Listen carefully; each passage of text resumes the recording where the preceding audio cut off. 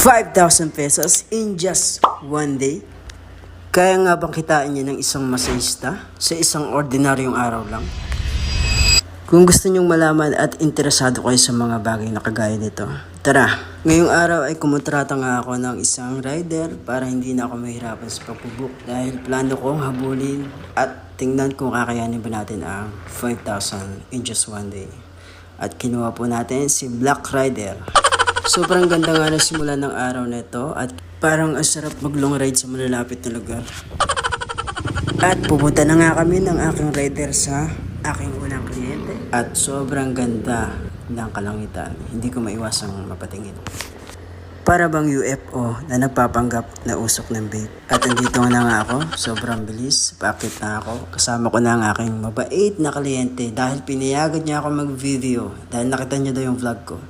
Akala niya talaga sikat na